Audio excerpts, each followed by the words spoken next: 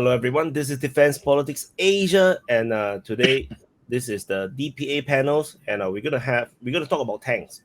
Tanks. I know some of you guys really like tanks. So and these guys from the DPA Open Mind regulars will be part of this panel, and let them introduce themselves. So let's start off with like Aki. Okay, so I'm gonna be just asking questions today because I'm not as expert as Maddie and Vaun here, but I have some beginner level questions for them because I know that you guys would like them to expand on certain topics, and that's what I'm gonna help here do. So I'm gonna forward it to Maddie. What's your Hi, background? my name is Meddy. I've been a history buff since I was a kid. Always wanted to be in tanks as a kid.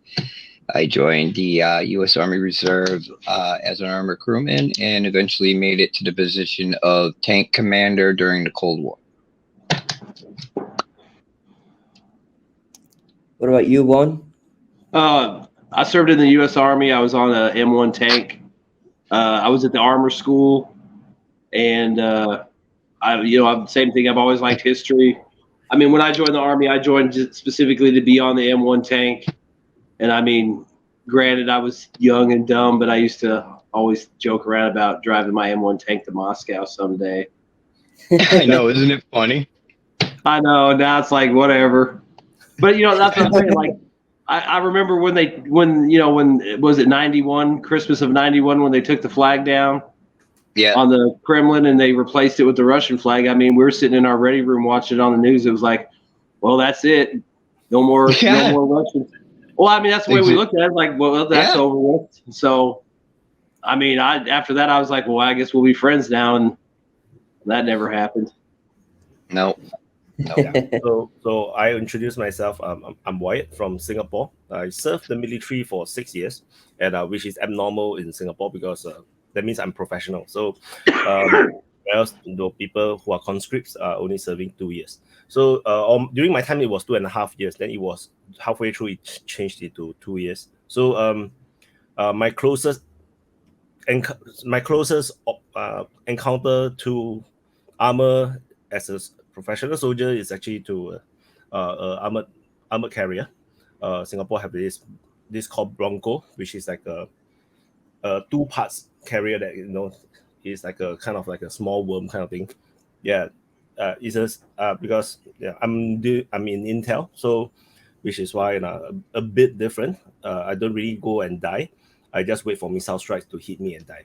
So yeah, I don't seek for the death. The death will come to seek for me, kind of thing. Yeah. Okay. I have my first question for Vaun and Maddie actually. M1 Abrams, why is it going to take so long for USA to supply it? Is it because there's some secret technology that they want to take out? Is it because they just wanted to con Germany to send their tanks first? Like, what's happening with M1? I guess I'll go first. Honestly, I think it's bullshit what they're saying because there's different variants of the M1 that are already in service or in storage. You've got Egyptian variants, you've got Iraqi variants. I don't know how many of those were made, so I don't know how many would be available. You have an Egyptian variant or the Saudi variant. You've got, I think the Kuwaitis used to have them. I don't know if they still do, but whatever variant they had would probably still be floating around or in a storage depot somewhere. And the idea that they're going to take these M1s, like the good ones, like let's say our heavy common with the depleted uranium, and then take them to Lima tank plant, take them apart, and then remove that and put something back in it is bullshit. They're either have no intention of sending them, or they're delaying, or like I said, there's at least 2 or 3 good sources they could pull them from that wouldn't have the concerned armor that they're worried about. What about the training? The training, I mean, like I said before, you could train a guy to be a loader in 3 days, like somebody said, or a driver, if you did 12-hour days and that's all they did. But they're not really going to be a cohesive crew. I mean, they're not going to work together. I mean, yeah, they work together it's just, everything's rushed. I mean, you can kind of get it there, but I mean, I don't know. I mean, it just seems like there's an intangible you don't get by getting a crew together, starting out on the tank, working on the tank, going in the field on the tank. It's just they're not going to have time to do all that stuff. It's like you're going to get to learn the position.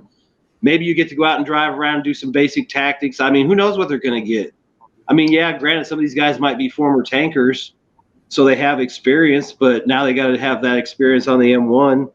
I think it's kind of just fucked up in the way that you're giving these guys hope in the sense you're giving them great equipment, but you're kind of fucking them because you're not really giving them the training they need to reach the full potential to operate it right. Plus, they're not going to have the helicopters and the artillery support that they'd need. So, I mean, it's kind of fucked up to, yeah, you're going to be in this awesome tank, but that tank can get smoked by a cornet or a fucking artillery round just like a T-55. So, and like I said, you're not going to have the air support, the artillery support at the level you need to get those to perform right. And the crews aren't going to be top gun guys. You know, they're barely going to be qualified. I mean, you could take 4 privates and put them in the tank and they could all operate the tank, but it ain't going to be pretty. I mean, they'll forget steps, they'll figure it out and they'll get better over time. And that's kind of fucked up to do it to those guys that way too. Because yeah, you'll get better over time, but your time is on the front lines in combat. So if you fuck up, you're dead. If, you know, it ain't like, oh, the miles gear went off and the laser lights flashing, you're dead. You know, that's what I'm saying. They just, it's really not fair to these guys to get put in that equipment and then not really getting trained up to the potential they could have, and then not supported right either. So it's kind of just I think it's kind of copium for the people sending it, and it's false hope for the guys that are going to be stuck in the equipment. Imagine if they are sent to trains, 1 year ago, because it's going to be 1 year, right? If they have decided early, in maybe March, they just say that in March, at least even secret agreement, and say, okay, you send me some of these guys, we're going to train them for 1 year. In 1 year's time, we'll be able to do a massive offensive. Then maybe, but it still depends on how many tanks are they're going to be given. And see, the thing is, too, 1,000 tanks, they start off with like more than 1,000 tanks, not including all the refurbished Soviet tanks and the donated tanks. So just by their standing army, they have over 1,000 tanks. And if that is gone, then what is a few hundred, 200-300 tanks going to do? I'm not sure. Meddy, what do you think? Well, I don't think that amount of tanks is going to help them in any way whatsoever. And like Vaun said, you can, throw the manual at 4 privates, put them in the tank, and they'll get the basic functions of it, but they'll kill themselves probably before they make it out of the motor pool just by not understanding certain things and how they work. And that's, people think training of armor crewman to tank commander is like you go to this position and then you complete that job and then you go back to school and you go to learn the gunner's position. Well, there is a little bit of that, but mostly you're basically, the seed is planted in a driver's seat and it grows throughout the tank and pops out the turret as a tank commander, because through each time that the NCO or the private had that position, he had to learn it fully and experience it fully. So when when you're finally a tank commander, you have working function knowledge of the jobs each other guy's doing. And just to finish that is that, and if you don't have that time to learn those other positions, you really don't understand. Like if the driver's having a problem and you have no real experience as a driver, you don't really know how to help them. You know what I mean? Because you're up a distance away. So you're the whole communication gap would be there because you wouldn't even be starting on the same level. And it just, like Vaun said, it's unfair. You can't just put a commander in a tank and think they're going to go charging out for glory. It's not going to work like that. It never has. So, and I think even the battles that we've seen from all the video footage that we do see coming out from Ukraine, tanks don't really behave like tanks. Like they don't really have a chance to behave like tanks. Like they have to creep forward fire and run away. They don't is. really like charge in and do the breakthrough that we tend to think of what tanks do. They can't really break through. The moment they get too close, then you see all the missiles start to come, and then they will start to I mean, like Meddy's saying with the tank commander. I mean, let's say you got like an E5 who's the tank commander. I mean, he's potentially spent years as a loader, years as a driver, years as a gunner. Then he became a tank commander. So he knows what it's like to command. He knows what it's like to drive. He knows what it's like to load and shoot. He's been to gunnery as a driver. He's been to gunnery as a loader. He's been to gunnery as a gunner. Now he'll go to gunnery as a tank commander. Battalions have standards. Everybody can get a score and all that, but, you definitely want to be in the top, 10, top 5. You want to be Top Gun. So there's that competitiveness too. So that's all the stuff they're not going to get. I mean, yeah, those guys might have that experience here and there because they're survivors that they pull together to get on the new tanks. But like I said, you could potentially have a loader or a driver start out, like Meddy said, and, as other guys in his tank get promoted out and move to different positions or ETS out, he could have been like my tank was Echo 3-3. Well, I'm the driver on Echo 3-3, then I'm the loader on 3-3, then I'm the gunner on 3-3, then someday maybe I'm the commander of 3-3, or maybe I don't get 3-3. Maybe some other commander gets out, so there's a slot open, and I jump over to another tank. But you see, I mean, I've got years in each position potentially, and gunneries in that position, field exercises in that position, all the maintenance in that position, all the bullshit you got to deal with, and it just. It's anyone that's been in the military knows it's like you get that cohesive, everyone's in the groove, everyone knows what everyone's thinking. You get a crew that works together. They know everybody's little quirks. You know how the driver's always going to fuck up and do that one thing, and you got to be ready for it, no matter how many times you've counseled him. I mean, that's the kind of stuff. It's just not, it's just not going to be fair to them. They're not going to have that opportunity to get that, I guess, that bond or that. Mold themselves the right way. The thing that I heard Wyatt say was something that when we talked tanks is exactly what I said. For Ukrainian army, the way they use tanks is they're glorified transportation with armor. The military doesn't know how to use them strategically to what they're meant to be used. So my prediction was that they would be using them as armored transport to take people in and out of the front lines, because if they want to mass these tanks, my other prediction is that the anti-tank mines are going off the roof soon. Russia is going to implement a lot of anti-tank mines or improvised explosive devices if it gets to that. So if we're talking tanks, we also have to talk about how the enemy is going to respond. And in my head, it's just it's going to end very badly for Ukraine. They're going to run through these tanks faster than they brought them in to the country. Glorified transportation. So what you guys are basically saying that without the combined arms, as they call it, it's useless to send them through 200 tanks that they've talked about. Yeah, Not necessarily. No, because you got to understand, on an armor battlefield, infantry can be a hindrance for mobility for the armor, for itself to go through its lanes and get up to the firing line. One thing that the Russians have learned is that if they get within 50 yards of the firing line in front of the hard points, the javelins are not, their warheads are not activating in that period, that short distance. So they're going right up to them and just blasting the shit of them. They learn that, and that experience is transferred back into training, and now they're training that forward. Start watching the videos and see what they're doing.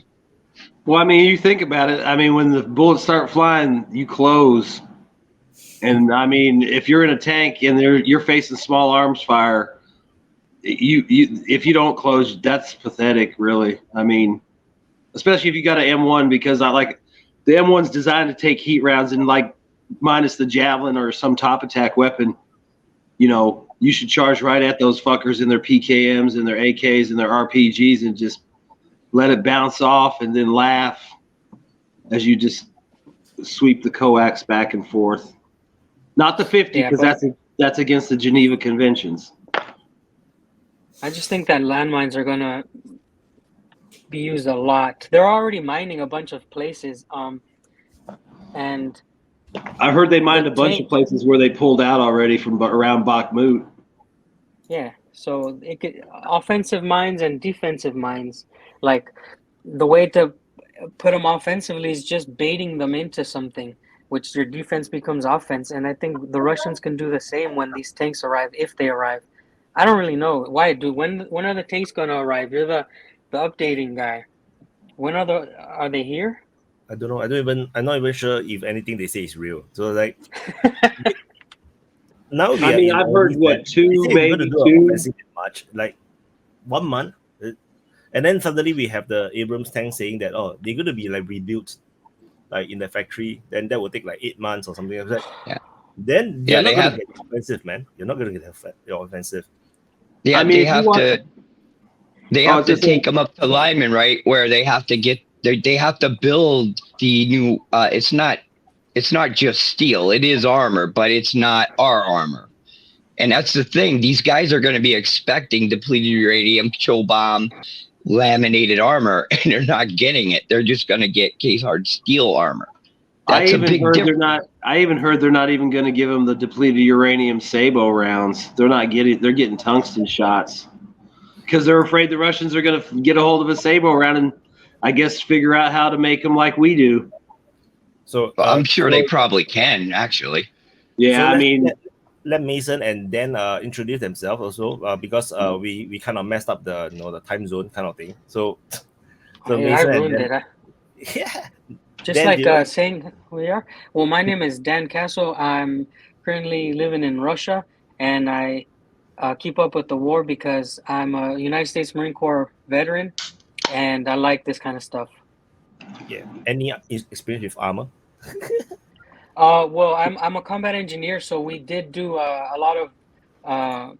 We did. If there was fortifications, it was our job to destroy fortifications. The Taliban didn't have like armored things, but they did like up armoring Toyotas, and there was just it was not like destroying a tank, but you do have to find a weak point of everything, and so that's what I know about armor, finding weak spots. Yeah, you got to Mason. love high Pretty level. much it. So my experience, kind of a similar background. I only did one enlistment, United States Marine Corps, anti-armor team, assaultman. So I trained on the Mark 153 small. No combat experience, but a lot of armor identification, stuff like that. So Yeah. not an expert, not a subject matter expert, but I've spent a little time in the field and probably know more than some guy that plays video games, But What's I have the to say what's that the small? So the SMAW, it's going out of service now, but it's been one of the primary anti-armor weapons of the Marine Corps for a long time. It's getting replaced by the Carl Gustav. Okay. So the I just want Mason's to- job. Do you Can like we the say though, Gustav Wyatt? better? Did you ever mess with the Gustav? Did you like it better? I didn't actually get to fire it. I got to fire RPGs. The Indonesians had them when we trained with them, but I never fired a Carl Gustav. I want to say the fun fact, Mason, about Mason's MOS military occupation is you were an assaultman, yes? Mm-hmm. 51. So his job in the military is kind of like a job that's dying off, or has been dying off, or it's probably dead by now. That was replaced by my job. Yeah. So I just when I meet people like him, it's like, holy shit, you're a real thing, because they don't exist. They're really rare. Yeah, I mean, they were making jokes about us, our own instructors. They're all Afghan war vets when stuff was real intense there, right? And they kind of messed with us a little bit because, like, when you get out, you're going to be like unicorns, one of the last half dozen classes. But, Damn. It's just military, funny stuff. yeah, I mean, the people that weren't in the Marine Corps, it's just like, who cares? Like, no one cares, dude. But No. I don't know. It's kind of funny. So I just want to Yeah. help the two guys who just came in get into where are we? We actually still in the first topic of sort. The first question was actually why the Abrams took so long and how about the training, because the Abrams tank was announced and then after that they added like, oh, it's going to take another X number of months. Then the Well, Germans, I bet the Germans feel very cheated because the Germans say that, oh, you provide the Abrams, we'll provide the Leopard. Then they say, okay, we'll provide the Abrams.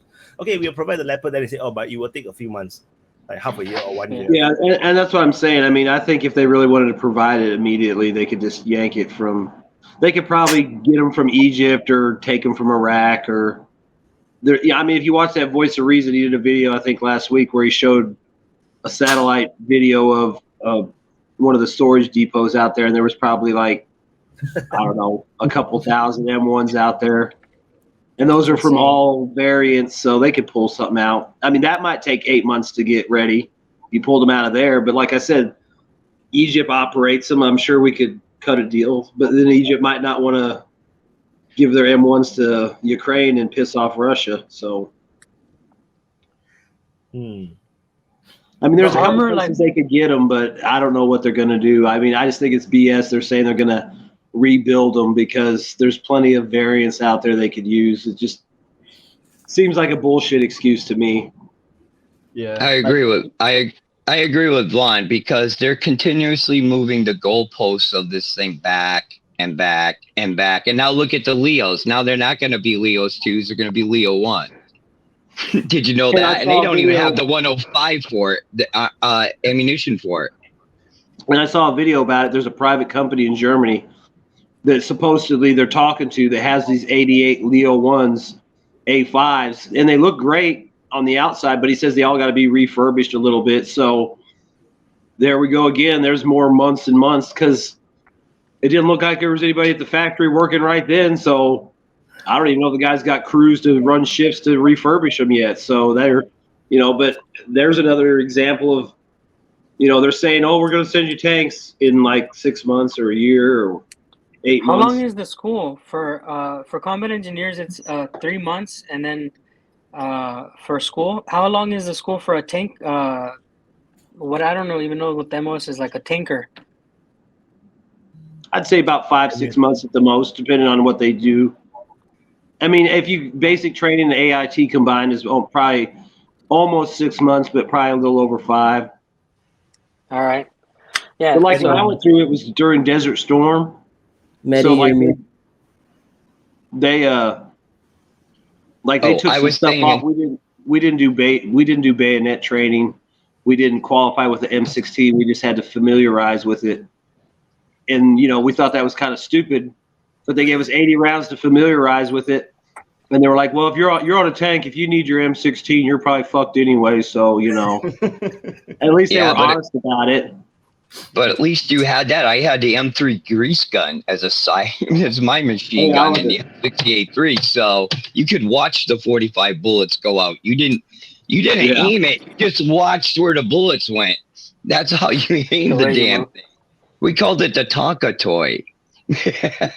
But what Vaun was saying was a pretty good point, I thought, about all the things they're trying to do. They want to re-upgrade them. And one of the things that I found out too is now the T-64s that everybody's been laughing about that are being sent forward. Well, come to find out, some of them are being fitted with thermal imagers now.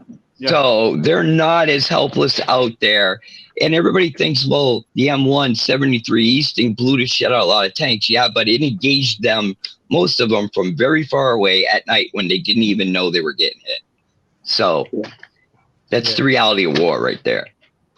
That's the Iraq war. I mean, and the other thing too, like like they talk about the T-64.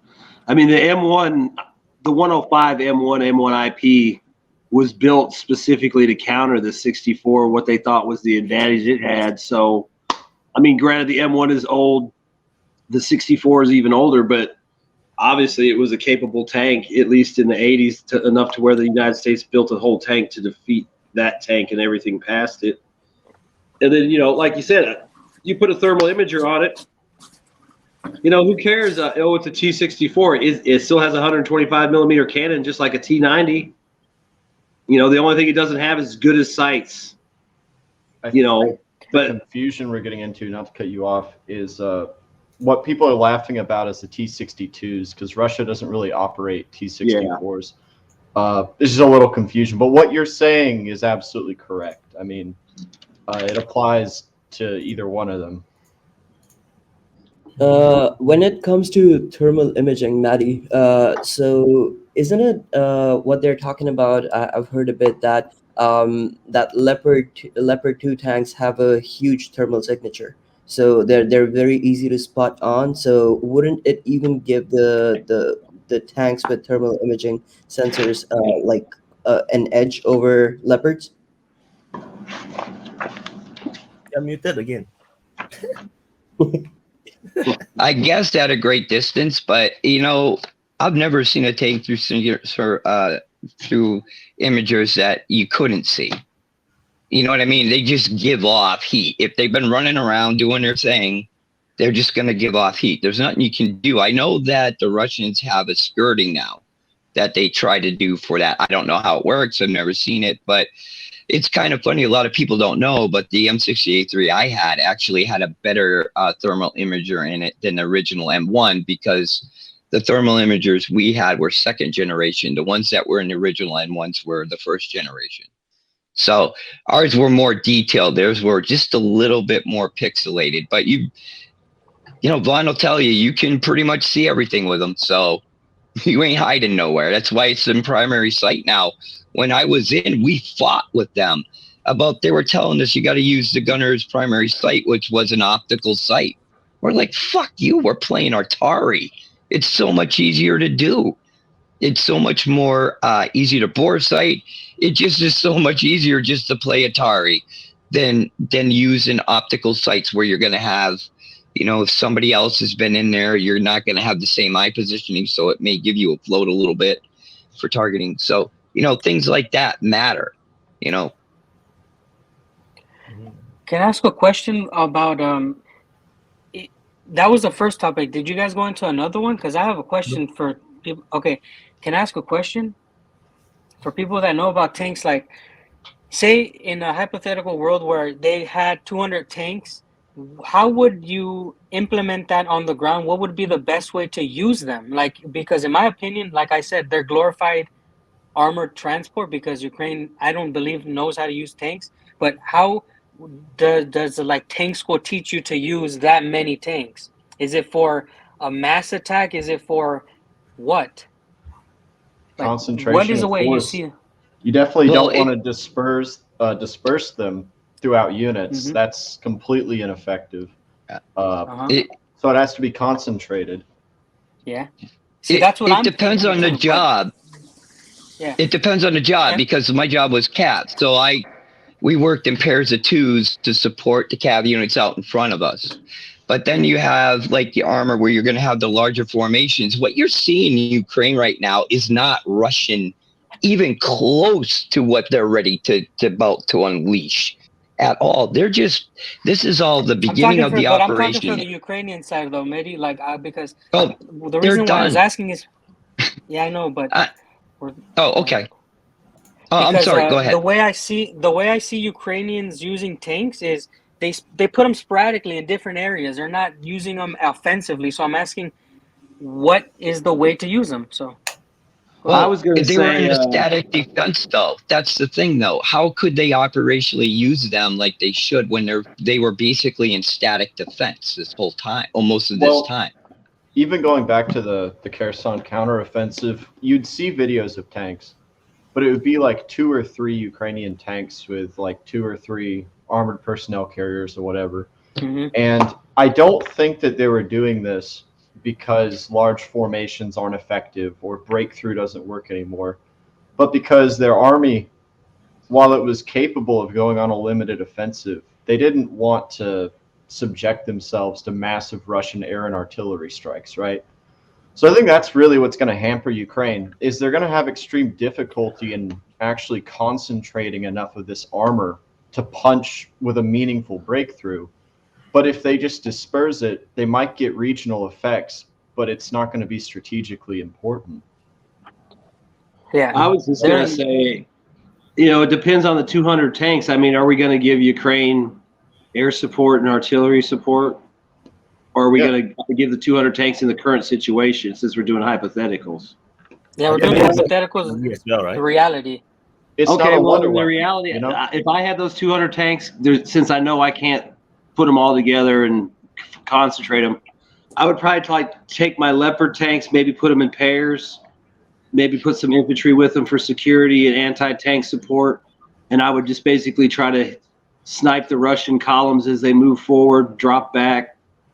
I'd use the M1s for that. The Challengers, I'd maybe use them for static defense, but I would just try to make small little strike groups that could just ambush and run, ambush and run. That's really all they could do with them. I mean, they're not going to have the ability to get them all together to make a big fist.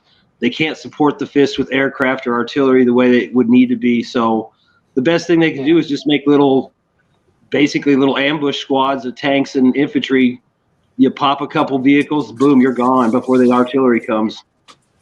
The only thing they got drones and stuff up ahead of them too, but that's the only way I can really see them using them is just little squads of hit squads.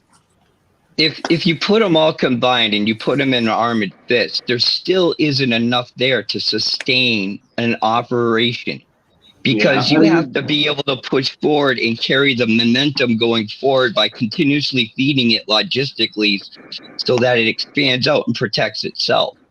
And they're not going to have that. Yeah, because they're going to be no. Well, let me finish, because that armored fist, all you have is that initial blow. There are going to be nothing behind it. If they get anywhere into it, they're in dead center. They can just run right down your logistical communication line. So that's why you can't really even put them in a fist, because there's no way to keep a sustained effort going. Yeah, I mean, you could maybe do a platoon of tanks and a platoon of Bradleys, and then maybe like 2 deuce and a halves for ammo and a fuel truck, and those guys just run around doing hit and runs. That's all they do, because they got to stay mobile, so they're going to have their own fuel and their own ammo. They can't park for the night and hang out. They're always going to have to find somewhere hard to hide, like a warehouse or some kind of hard building. So that's the way I would do it. I'd have a small little unit of tanks, like a platoon size element with a couple support vehicles, and I would just try to drive around and hit what I could hit. But then they got to allow those guys the mobility and freedom to make those decisions and drive around and do what they want, basically, or have commanders that can grab those units and use them and have them respond appropriately. Like, if they can't get a hold of guys, it don't matter if they got a platoon of Challengers sitting somewhere in the perfect position if nobody can call them. I'm not even sure if they can even drive around, given the terrain of Ukraine. Like it's either tree line or no tree line right in the open. So it's like you can't even say like drive around. Like you can drive around. I just mean like moving around from place to place. Like obviously try to hide when you move, but I just don't think they'd be able to sit anywhere for very long. It's like they have to hit somebody and then get out of that area, hit somebody, get out of that area, and then at some point take a break, rest, fix things. But even then, that's why I said unconventional was best. The clock's ticking as soon as they stop to go do anything, eat lunch, fix a track, anything. I think the Russians also find it difficult, right, to do the armor feast kind of thing. Like even the Russians don't do that because they realize they can't. Like they will take heavy losses when they just push out like this. And the Ukrainians did try it with IFV supported with tanks. They did push, and then they also take massive losses, especially in the Kherson region, when they try to do the raids and try to penetrate through the Russian defense lines. Every time they do that, they take heavy losses, and it's like if you exchange the IFV into tanks, I don't think it makes any difference. Maybe they survive a bit longer, but they still get hit, nevertheless. I think Kherson and Zaporizhzhia is probably the only place you might see any kind of big formations moving, because that's the only place that really seems flat enough and open. But I don't know how it's going to be in the summer. I don't know how long it takes for that ground to get dry enough to where, a battalion can drive across the fields and it doesn't get bogged down, and the follow-on units can keep on going. So, but I mean, I don't, up north and in the eastern part, it just seems like there's so many little tree lines and stuff. You're just, you're always going to get broken apart. You can't really stay together, and there's too many places for people to shoot you. So I just don't really see anything going big like that unless it's down south, because that's the only place it seems like it's got any open terrain. But they haven't really done that. And like I said, I think it's more like if something popped loose, then they might pour forces in there and do something like that. But I think right now it's just push and grind. And if something opens up, they move up. And if it doesn't, they just sit there and wait. I think No, Russia. I'm sorry. I think Russia no, is go ahead, buddy. kind of unwilling to engage in those sort of mass assault tactics now, and this is probably something that'll get me a little backlash from pro-Russian people. I think Russia's going to win the war, to be absolutely clear, right? But they kind of shot themselves in the foot in the beginning of the war with losing an undeniably disproportionate amount of armor compared to their losses of men. I mean, this has been visually confirmed, not just by the pro-Ukrainians. So many things confirmed. They lost way more tanks than they should have, and it's because their strategic calculation of what would happen to the Ukrainian government didn't match up with reality. Someone in intelligence got fired for that, or a couple hundred people in intelligence got fired for that. It's something worse than fired. But anyway, my point is the reality is Russia isn't just in a vacuum world fighting Ukraine. You have tensions with Japan, you have tensions with the United States, with Poland. If it's true, Russia's lost even the absolute lowest estimate you could put out there, 800 tanks, 800 of their most modern tanks. That isn't irreplaceable. This isn't some crippling blow to Russia, but it is enough to where, well, losing another 400 in a big push might be a really horrible idea that they're not willing to accept. That's just a theory. But Russia hasn't lost a lot of men. They did lose a lot of their best equipment, and they're rebuilding, they're reconstituting. The Russian army isn't crippled. They're not out of the fight. Can you define for me their best equipment? Because I am totally not on the same page with you. Well, T-72 B3Ms, T-80 BVMs, a lot of their modernized tanks. We've seen hundreds of them destroyed. Now, they have way more. Well, wait a second. But are they LPR? Are they DPR, or are they Russian?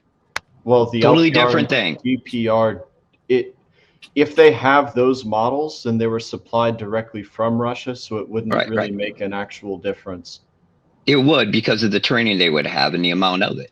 Because these were just turned over to them. I'm not talking about this reflecting that the Russians are incompetent. I'm not saying that. I know. The reason why they lost so many is because they just didn't have enough infantry in the first month or two of the war. I personally don't see these losses. Vehicles. I'm sorry, but I personally don't see the losses. Let me finish my reason. The reason why is this. Throughout history, it's proven that initial numbers of tank kills is always massively inflated, because you got several things that happen. Multiple tanks killing the same tank. First of all, each one claiming to kill. Second of all, inflated numbers because people want to brag. Third thing is sometimes that you don't show your commanders exactly what you're losing as well. This is the thing. When I hear they lost massive amounts, I have to understand the context in which they did, because you got to remember, they were on the attack into prepared positions. So what exactly is and isn't an acceptable loss if you need to take the position? I'm going to answer that from the middle. I think it's undeniable when you're planning something. There's a line that Russia crossed when they lost this much. It was okay, but this much, they crossed the line where it's like it was an unacceptable amount. Like you said, someone got fired because it was an unacceptable amount of tanks and armor and overall things that were lost. It's even.